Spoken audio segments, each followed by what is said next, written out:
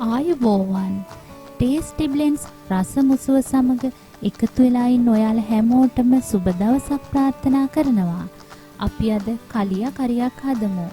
කලියා කියන්නේ මොනවද කියලා ඔයාලා දන්නවද? වම්බටුත් අලු කෙසෙලුත් බෙදලා ඒ දෙක එකට මිශ්‍ර කරලා උයන කරියක්. මේ කරිය යාපනයේ ජනතාව මංගල උත්සව සඳහා අනිවාර්යෙන්ම සකස් කරනවා. සාම්ප්‍රදායික ක්‍රමයට මේ කරියට සියඹලායුෂ මිශ්‍ර කරත් මම අද ඒක පොඩ්ඩක් වෙනස් කරලා විනාගිරි පාවිච්චි කළා. මේ විදිහට හදපුවාම දවස් දෙකක් විතර තියාගන්න පුළුවන්. අපි හදලා බලමු. මම වම්බටු ප්‍රේම් 500ක් අරගත්තා. ඒවා මේ වගේ හීනි තීරු වලට කපලා ඊළඟට ලුණු සහ කහ කුඩු එකතු කරලා හොඳින් මිශ්‍ර කරගත්තා. දැන් අපි ඒක ගැඹුරු තෙලේ බැද ගන්නවා.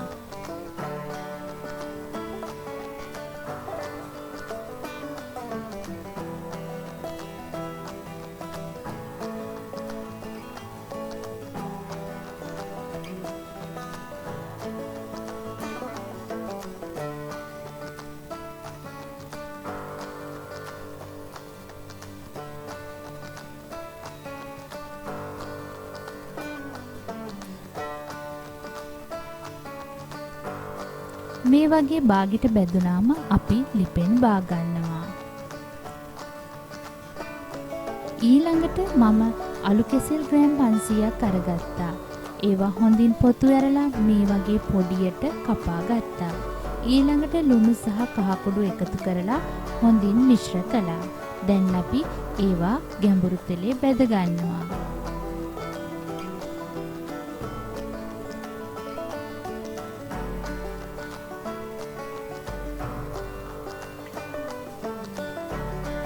ඒකත් බාගෙට බෙදුනාම අපි ලිපෙන් බා ගන්නවා.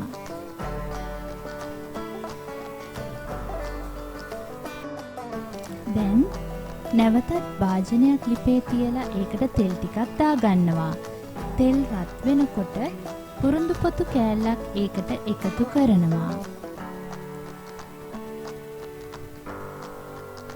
ඊළඟට ඒකට කරපිංචා ඉති දෙකක් එකතු කරනවා.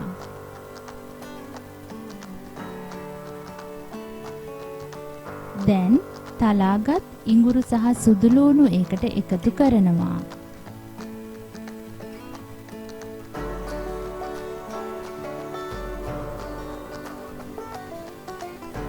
හොඳින් මිශ්‍ර කරන්න.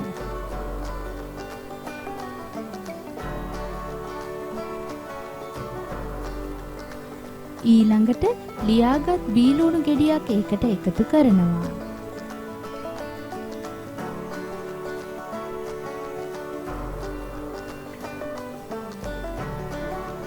ඊළඟට අමු මිරිස් කරල් දෙකක් ඒකට එකතු කරනවා.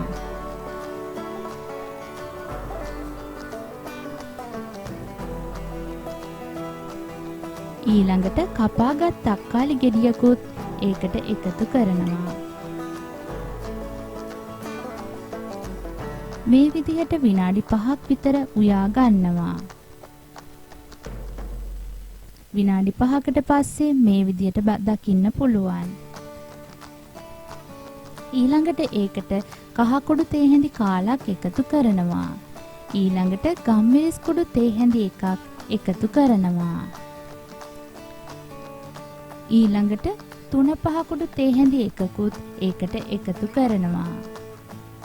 දැන් මිරිස් කුඩු තේ හැඳි එකක් ඒකට එකතු කරනවා. දැන් හොඳින් මිශ්‍ර කරන්න.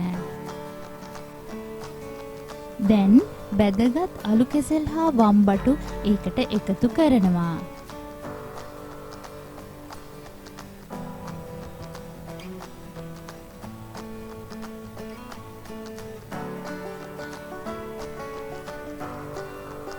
ඊළඟට ඒකට මිටිකිරි කෝප්ප එකමාරකුත් එකතු කරනවා.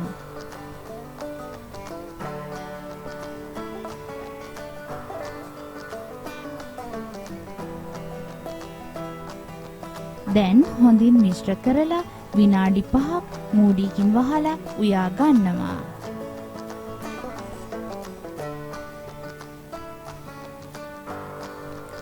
විනාඩි 5කට පස්සේ මේ විදියට පෙනේවි.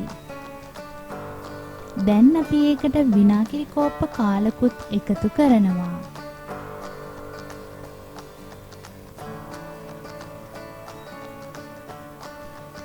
දැන් හොඳින් මිශ්‍ර කරලා මූඩියකින් වහලා තවත් විනාඩි 5ක් මද ගින්නේ උයා ගන්නවා.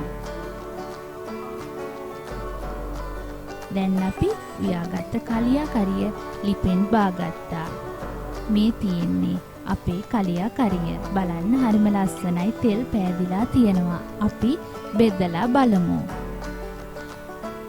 හරිම සුවඳයි. ඒ වගේම හරිම රසවත්. ඔයාලත් මේ වගේ රසවත් කලියා කරියක් හදලා බලන්න. හදලා බලලා ඒකේ රසගුණ මටත් කියලා එවන්න. ආයෙත් දවසක තවත් රසමුසුවකින් හමුවන බලාපොරොත්තුවෙන් සමුගන්නම්. ආයුබෝවන්.